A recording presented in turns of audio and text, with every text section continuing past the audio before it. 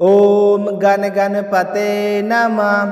आज माघ मास के कृष्ण पक्ष का दूसरा गुरुवार है। गुरुवार का दिन भगवान श्री हरि विष्णु और गुरु बृहस्पति देव को समर्पित है। तो आज इस पावन अवसर पर अपने सुनते हैं विष्णु भगवान की कहानी। इस कहानी को सुनने से हमें अनंत पुण्य फलों की प्राप्ति होती है।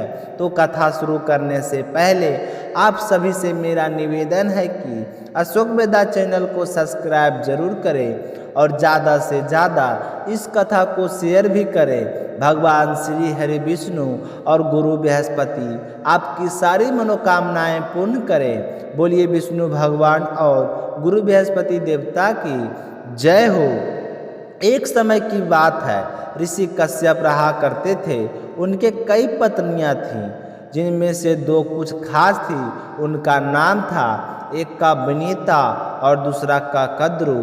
यह दोनों बहनें थीं जो एक दूसरे से ईर्ष्या रखती थीं। दोनों के पुत्र नहीं थे, तो एक बार उनके पति कश्यप ने उनसे वरदान मांगने को कहा।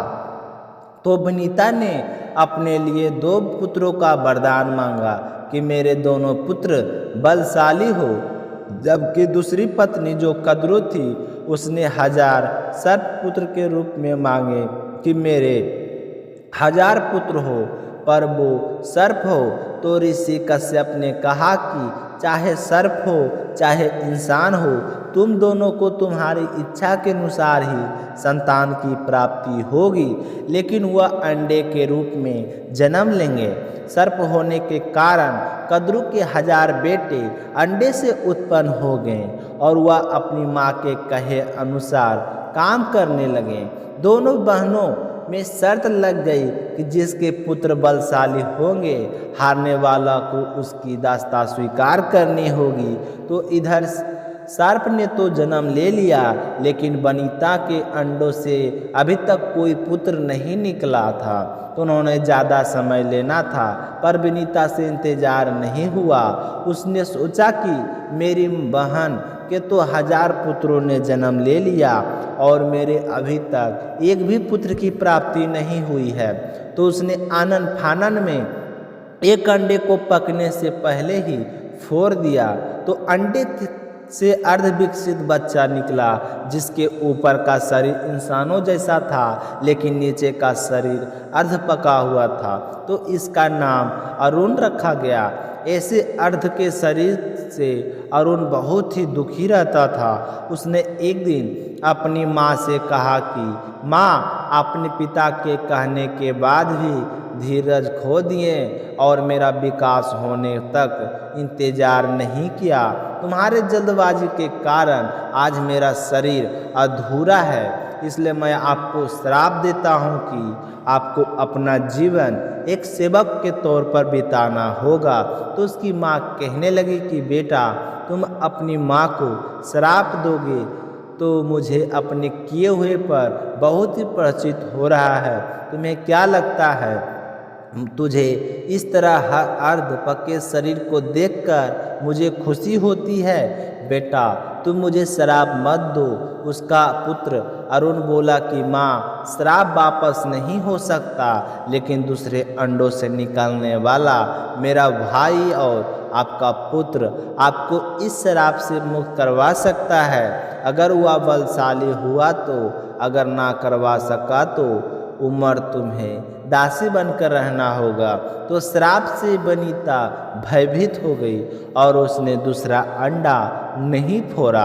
पुत्र के श्राप देने से वह शर्त भी हार गई, क्योंकि उसका एक ही पुत्र था, वह भी अर्ध विकसित था, लेकिन वह कद्रू के पुत्रों के मुकाबले बलशाली नहीं था। तो बेटे के श्राप और बहन के शर्त के अनुसार वह हार गई और अपनी छोटी बहन की दासी बनकर रहने लगी। इस तरह समय बीतता गया।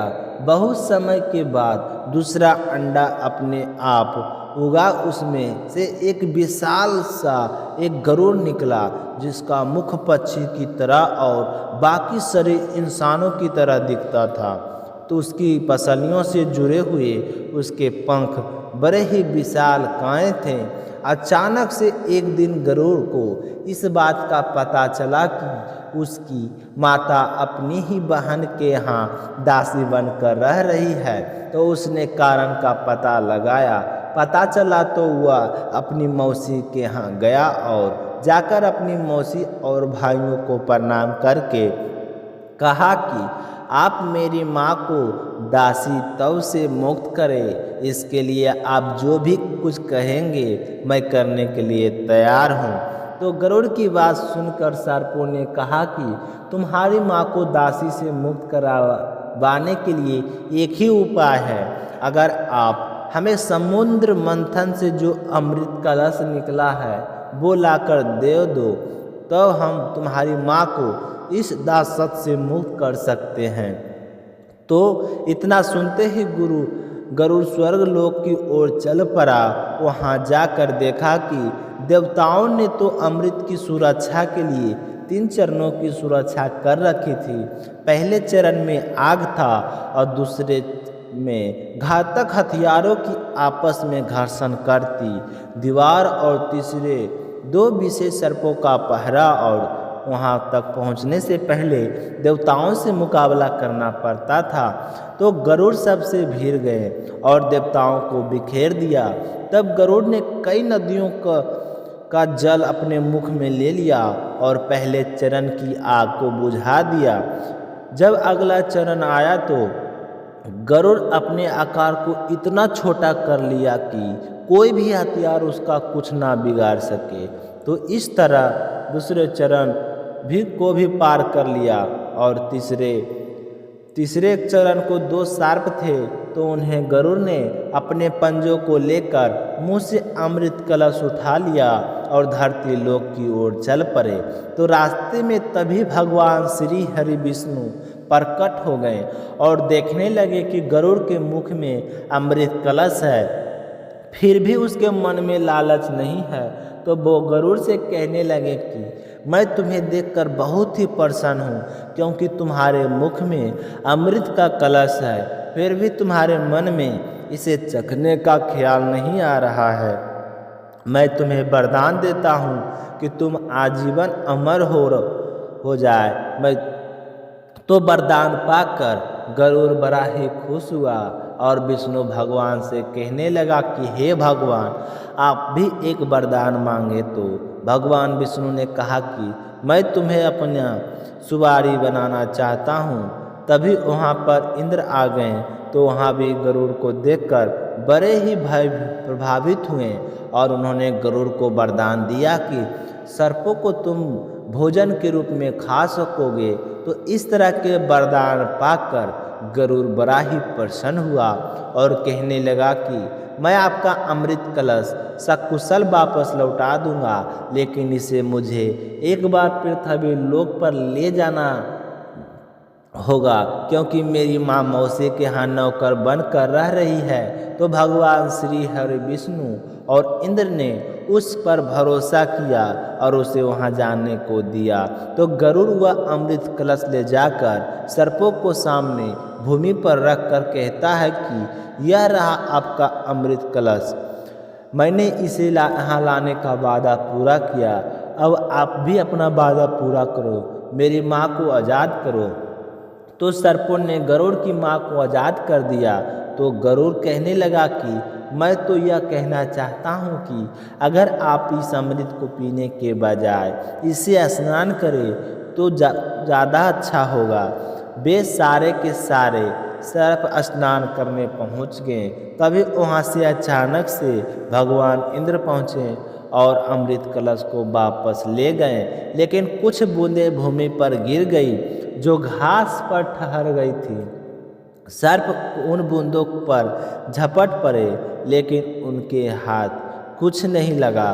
तो इस तरह गरुड़ ने अपनी सूझबूझ थी अपनी माता को भी छुड़ा लिया और शर्त भी पूरी कर दी, और सर्पों को अमृत भी नहीं मिला। कहा जाता है कि जिन स्थानों पर अमृत के बूंदें गिरी थी वो प्रसिद्ध क्षेत्र बन गए और आज वहाँ पर कुंभ का मेला लगता है। बोलिए विष्णु भगवान की जय हो।